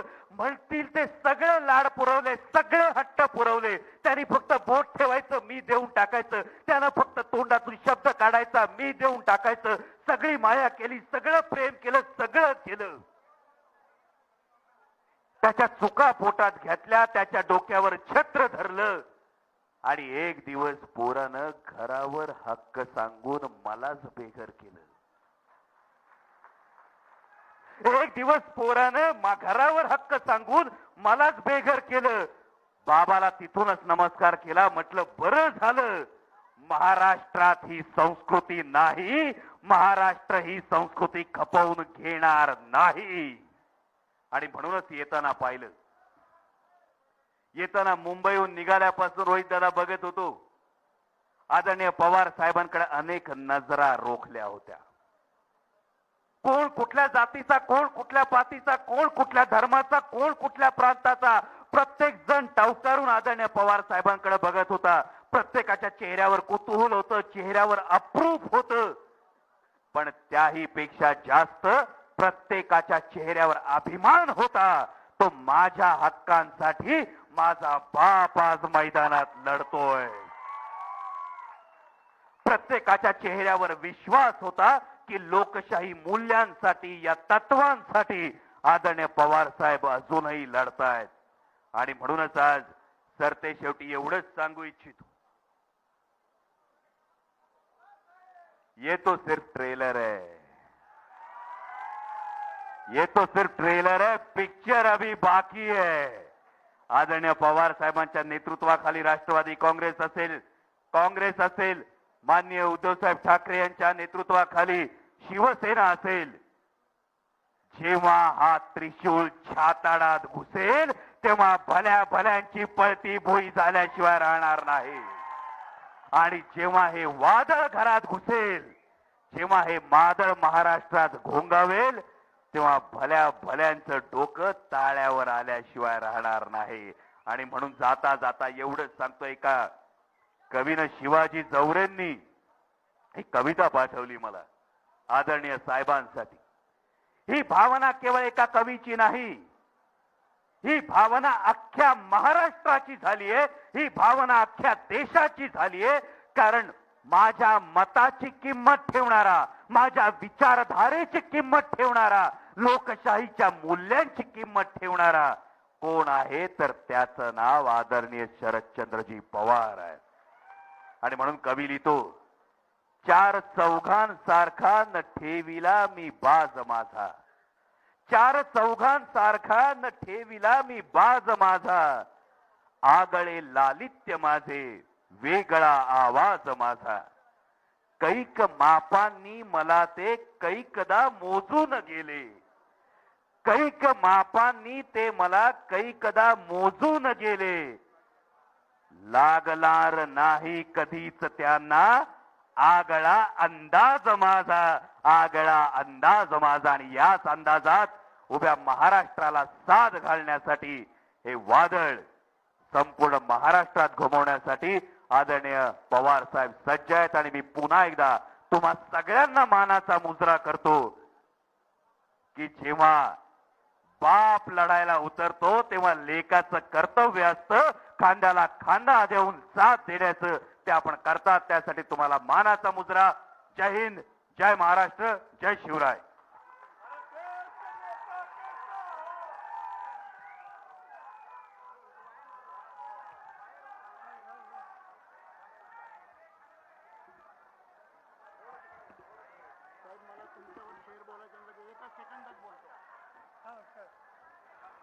मुश्किल राहें भी आसान हो जाती है, मुश्किल राहें भी आसान हो जाती है, मुश्किल राहें भी आसान हो जाती है, और जो मुस्कुरा के करता है सामना किस्मत उसकी गुलाम हो जाती है. शरद पवार जिंदाबाद.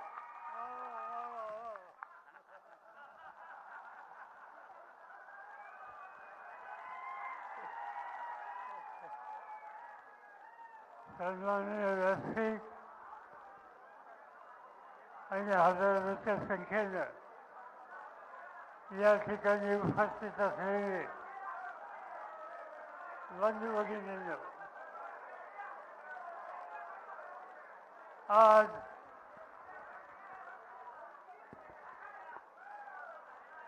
बऱ्याच काळाच्या नंतर माझं इथे येणं झालेलं आहे. एक काळ असा होता की नाशिक जिल्ह्यामध्ये गेल्याच्या नंतर माझी पहिली चक्कर इच्छा असायची. आमचे अनेक सहकारी होते. राजकारणात चढ उतार झाला तरी त्या सहकार्यांनी साथ कधी सोडली नाही.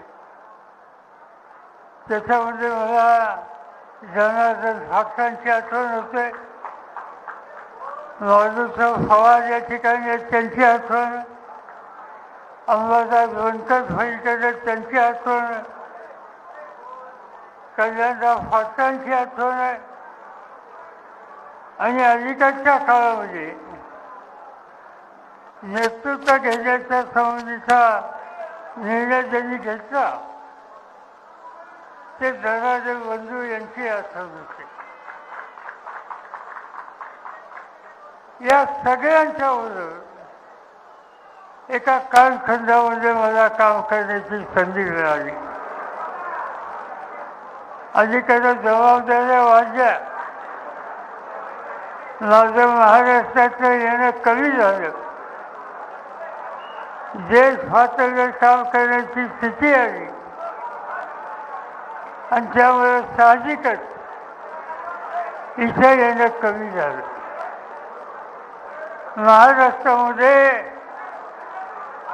ज्या जिल्ह्यांनी गेले अनेक वर्ष पुरोगामी विचाराला साथ दिली त्या जिल्ह्याचा उल्लेख करायचा असेल तर एक नंबरच्या जिल्ह्याचं नाव नाशिक आहे. या नाशिकमधला माणूस कष्टकरी शेतकरी असेल, वरच्या भागातला आदिवासी असेल, दुष्काळी भागातला आमचा सहकारी असेल, या सगळ्यांच्या अनेक संकट आली पण त्यांनी कधी साथ सोडली नाही. आणि त्यामुळं असा विचार केला की दिल्ली मुंबईमध्ये काही लोकांना आम्ही जनतेच्या समोर सादर केल्याच्या नंतर यश मिळत आलं नाही आणि महाराष्ट्राच्या विधानसभेत त्यांना आणायचं असेल तर भक्कम विश्वासाचं मतदारसंघाची आवश्यकता आहे आणि म्हणून आम्ही या येवल्याची निवड केली. साथ केली, निवड केली. मगाशी काही वक्त्यांनी सांगितलं की पवार साहेबांनी नाव दिलं त्यांना आम्ही निवडून दिलं. एकदा, दोनदा, तीनदा निवडून दिलं. नाव कधी चुकलं नाही. तुम्हाला समजलं नाही, नाव कधी चुकलं नाही. पण एका नावात घोटाळा झाला आणि त्या ठिकाणी लोकांचा अनुभव वेगळा आला आणि त्यासाठी आज मी इथं का आलोय?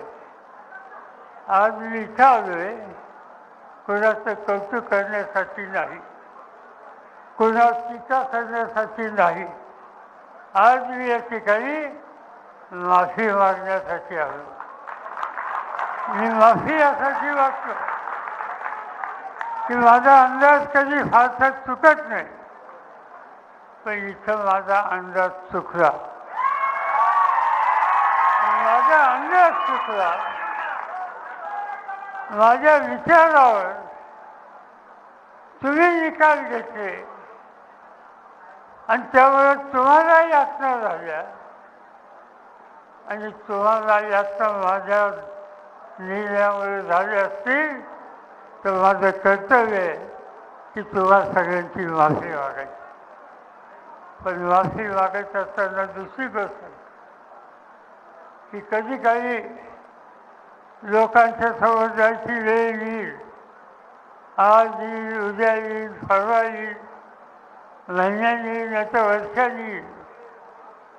त्यावेळेस पुन्हा इथं येईल आणि पुन्हा इथं येऊन चूक करणार नाही, योग्य निकाल सांगेन, ज्याला या तालुक्याच्या मतदारसंघाच्या जनतेत साथ ही निराशा राहणार नाही.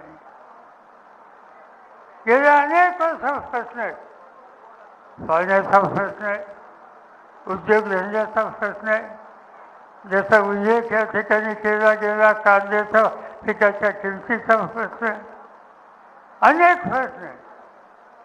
राजकारण कशासाठी करायचं? राजकारण करायचं याच्यासाठी सामान्य माणसाच्या प्रश्नाची सोडवणी ही भूमिका घेऊन राजकारण करण्याच्या संबंधीचा विचार आम्ही लोकांनी केला. आम्हा सगळ्यांनी एका मोठ्या नेत्याचं मार्गदर्शन घेतलं.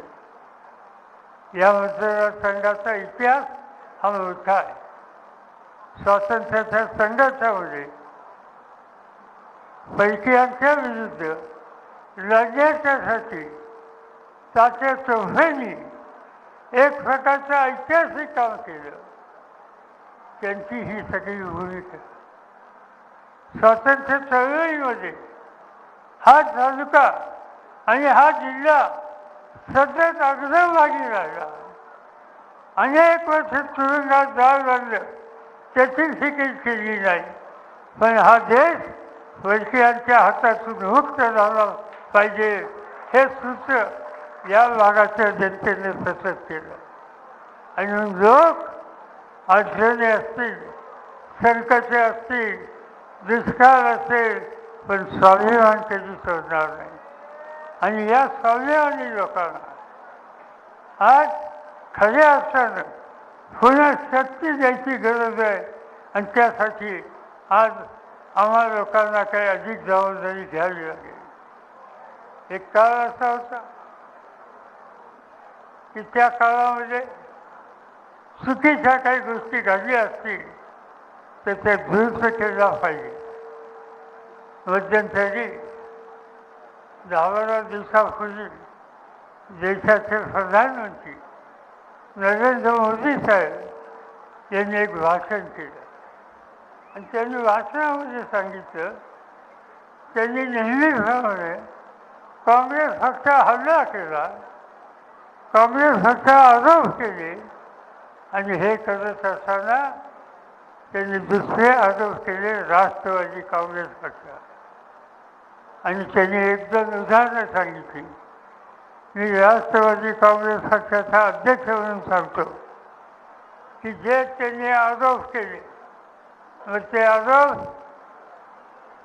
वेगवेगळ्या प्रकारचे असतील, ते आरोप भ्रष्टाचाराचे असतील, त्या आरोपामध्ये अनेक गोष्टी राज्याच्या ठिकाणी मांडल्या असतील. माझं जाहीरपणानं प्रधानमंत्र्यांना सांगणं आहे, तुमच्या हातात देशाची सत्ता आहे. आमच्यापैकी कुणी भ्रष्टाचारामध्ये सहभागी झाला असं तुम्हाला वाटत असेल तर तुमची असेल नसेल तेवढी सगळी सत्ता ही वापरा. त्या करणाऱ्यांच्या म्हणजे सखोल जा, चौकशी करा आणि जो चुकीच्या रस्त्यावर गेलाय असं तुमचा निष्कर्ष असेल त्याला पाहिजे ती सजा द्या.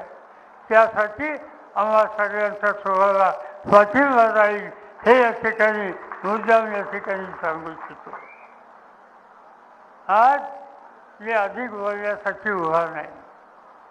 अनेकांना वाटत होतं एवढ्याला का जातं, इथे काहीतरी वेगळं बोलतील.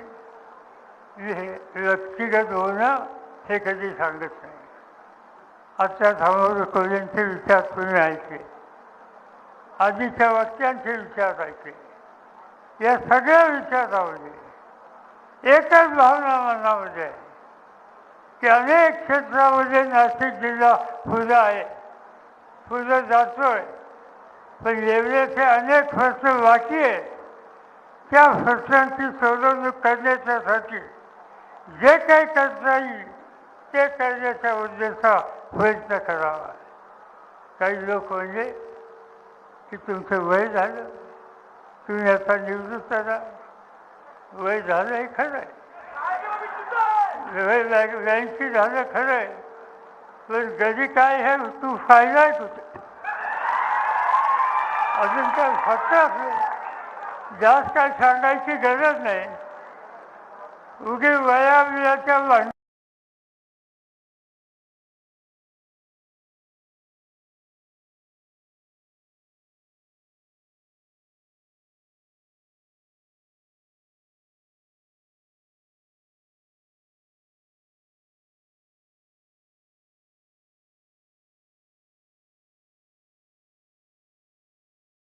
चव्हाणांच्या विचारांना आम्ही लोक वाढलो आणि त्या विचारामध्ये व्यक्तिगत न झालं, व्यक्तिगत हल्ले या गोष्टी कधी झालेल्या नाही.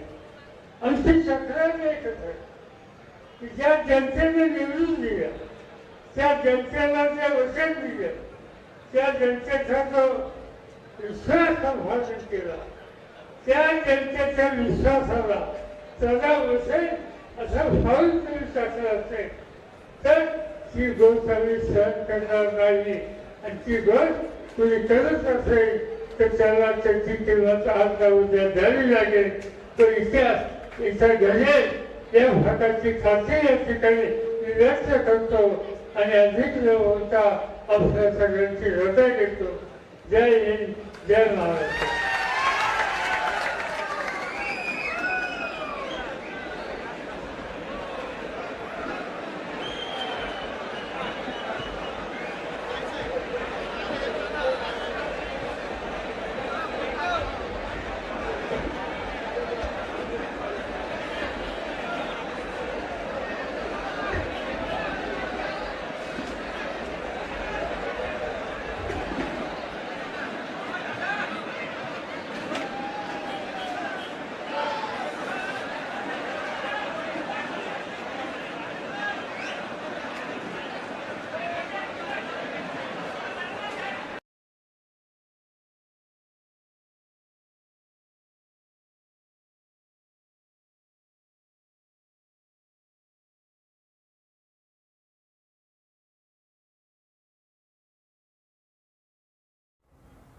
मनोरंजनाचं प्रबोधन, करमणुकीचं उद्बोधन, बातमी अचूक, माहिती बिनचूक. पाहत रहा राजमुद्रा न्यूज लाईव्ह.